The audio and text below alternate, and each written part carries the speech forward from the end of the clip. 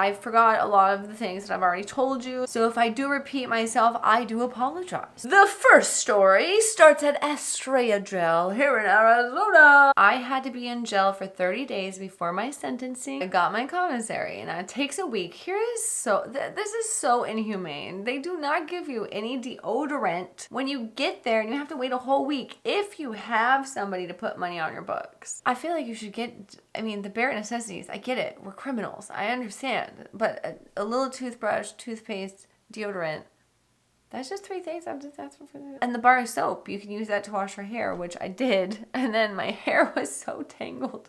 I saw a lot of the girls that were using the deodorant that they did have. It was in a clear thing. They were breaking out. They were turning really red. So I don't know what they put in that stuff, but I could not wait to get some. My commissary came. I used the deodorant, and thank goodness I did not have a reaction. Also with my commissary, I got the Suave shampoo and conditioner. There was this girl that had just recently came in, and she joined these other girls, and they were a bit of a bully group. So she comes up to me and she's being fake nice. This is my first week there. She asks me if she could borrow my shampoo. It was brand new. I was like, yeah, of course. When you're in those situations, you can't be like that. It will get taken advantage of like that. I learned that very quickly. I let her have the shampoo. She went to the shower. She came back. More than half of my shampoo bottle was gone. It was a tall shampoo bottle. She tossed the shampoo bottle in my bunk and didn't even say a word, just walked away. The girls that were sitting around me were very furious. I don't like confrontation in those places. Unfortunately, when somebody takes something from you, and if you don't do anything about it, you can be perceived as a you know what I mean? Also, I want you to know I didn't do anything about it. Here's what happened. 2 other girls got into a fight and we got on lockdown immediately. Hands over their head on their bunk, face down. Everybody's bunks are pretty close together. And the girl's next to me, she's telling me they're not going to get away with this. And I was like, it's okay. It's totally cool. I was telling her, like, it's not a big deal. It's just shampoo. They all got cleaned. I'm thinking about that. Everybody got to enjoy a little shampoo. And I will have more than enough till I get some the next week. And the girls that took my shampoo are directly behind her. She goes, I love you. I was like, I love you too. And then without any other warning, she got up and soccer punched this girl in the face. I've never in my life, in person, heard somebody's face get hit like that. It was shocking. A huge brawl breaks out. I got off my bunk and went as far away of it. Everybody did. I don't want to get in trouble. I haven't even heard how long I'm going to go to Perryville right now, okay? I'm trying to be as good as I possibly can. That's why I'm like, it's just shampoo.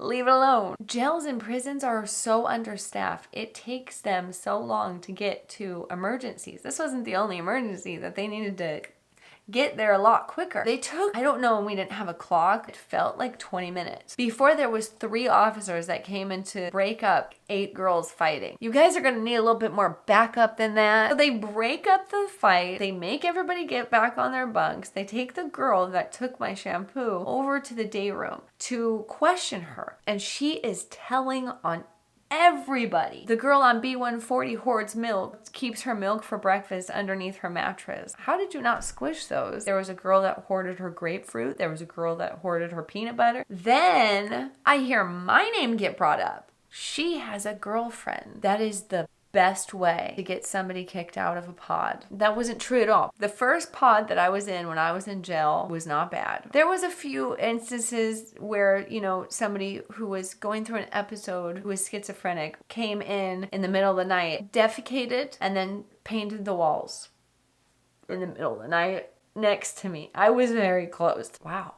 That happened. There was this girl who was like, you're a snitch. They always try to see if you're a snitch. They want to know what you did. And I'm like, dude, I would not be going to prison if I told on anybody, okay? They didn't give me the hardest time in that pod. But the next pod that I was moved to, night and day. Every day I woke up, it was miserable, but I still had girls to talk to, and we all really loved each other. To be moved from that, I cried. I was packing my stuff and we were all crying, saying goodbye. I'm handcuffed. You have to be handcuffed everywhere you go. I'm walking with my stuff. We're walking down this hallway. There's doors to all the pods. I'm hearing this loud ruckus, right? It's getting louder and louder. The officer told me, good luck. What?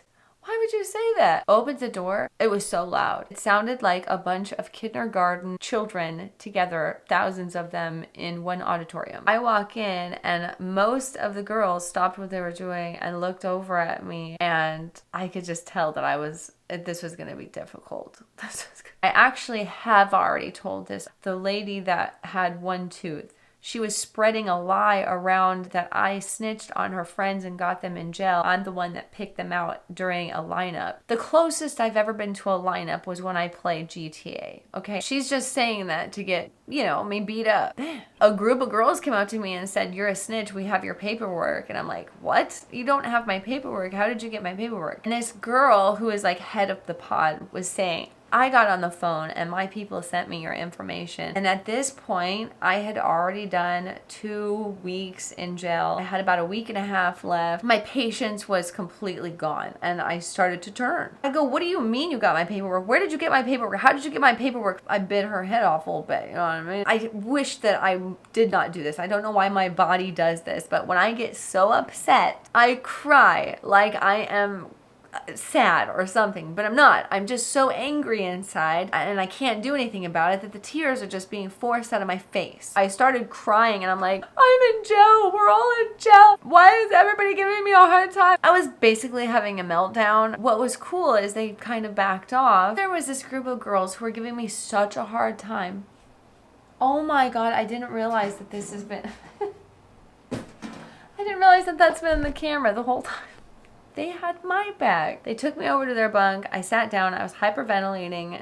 They gave me a honey bun. I made them laugh because I said, "But I'm not supposed to accept anything." They were like, no, you're right. This is purely because we want to make you feel better that, and we're sorry. Before that happened, I do want to say it was 4 days of just bullying from everybody. And I was nervous. I was scared because a lot of these women are in for some not so great things. And as you heard, the officers take forever to get to you. This was scary, okay? So they put me on medication. I tried so much medication when I was in jail and when I was in prison. Don't tell them you're depressed. Tell them if you want to tell them. But they will give you all types of medication. You become a guinea pig. I was put on an antidepressant and I was also put on a blood pressure medication and something that was for anxiety. I think it was called Buspar. I've never been on medication before. I'm sitting on my bunk and all of a sudden this pain that I have never felt in my life shoots through my chest. What is that? Is that a heart attack? I don't know. I've never had one before. Could be. It scared me pretty bad. I grabbed my chest and I just laid down and hoped it was gas. Well, that pain happened again. I got up to go get the officer and let them know that I need to go to medical. Like, I want to go there. Oh my God. Since you are on medication, you have to go to medical every single day. That's part of your routine. And you're in there for 4 to 5 hours. 4 to 5 hours, and there is no bathroom. You have to knock on the door and ask to go to the bathroom. And there's this officer lady who is so mean and actually loves when you need something because she enjoys saying no to you and watching you suffer. I hope she has pooped her pants once or twice. Nothing too bad. I don't wish anything bad on anybody, but I hope there's been some inconveniences like that. Poopy pants. I wish you poopy pants. I don't feel so guilty about that. I told them I thought I was having chest pain and I was sweating. I don't know if it's gas or what. I'm on new medication. I don't know if that's the reason what's happening. The officer radioed that I needed to go to medical. They took forever. They got me in a wheelchair, wheeled me off to medical, sat me in this cement room by myself, closed and locked the door, took my handcuffs off. My pain in the chest is not stopping. I do know how long I was in there because there is a clock in medical. I was in there freaking out, thinking that this is the way I'm going. They left me in there without checking on me for about an hour and a half. Came back, said, "How are you feeling?" And I said, "Honestly, better." And then she looks at her buddy and says, "See, we knew it. It was an anxiety attack." What if it wasn't? I felt so stupid.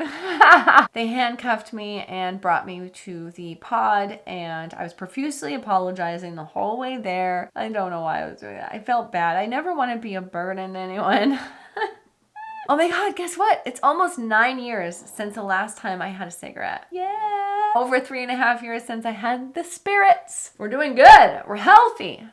Boom! Anytime I went outside to have a smoke, I was always asked to sing. Honored. Absolutely honored. But it sucked singing because I smoked cigarettes, so it hurt. When I was in jail for 30 days, you're not allowed to smoke in there. I kept telling myself, this is it. I'm quitting. Finally, I'm quitting. I always wanted to quit. I knew it was giving me nothing, doing anything for me. It was just stinky and gross and expensive, you know? I was trying to quit, but it's hard. It's really hard to quit this. You guys, you get it. I was in jail for 30 days. I felt like that was a great opportunity to never do it again. I remember I was singing and I couldn't believe how better it felt to sing. I wasn't clearing my throat and stuff. When I got to prison, when we were in RNA for a month, you can't smoke there either. But when you get to the yard, you can smoke. When we were done with RNA and we're hitting our yard, we go through this warehouse and pick up our oranges, our boots, and our sports bras, underwear, socks, and stuff. And there was this inmate. She had a bunch of rolled cigarettes and she was passing them out to each of us. I took that cigarette. I put it in my pocket. I said, I am not going to smoke that cigarette. I'm not gonna smoke it. Went and put all my stuff down, went to the bathroom, changed out of my jumpsuit, put my oranges on so I didn't stand out like a sore thumb. When you wear a jumpsuit, you're new. I went out on the yard and everybody was smoking, you guys. This is how you light your cigarettes in prison. There was these posts and there was a gate thing around it and you just take your cigarette and you put on it like a car lighter. I don't know what happened. I folded like a chair. That's what happened. I folded like a chair. It felt so good. Oh my God, it was so nice. My smoking habit began again. All right, I think I'm going to end it on there. I'm going to put out another one immediately. I love you guys to absolute pieces. Thank you so much for watching. And until next time, mwah.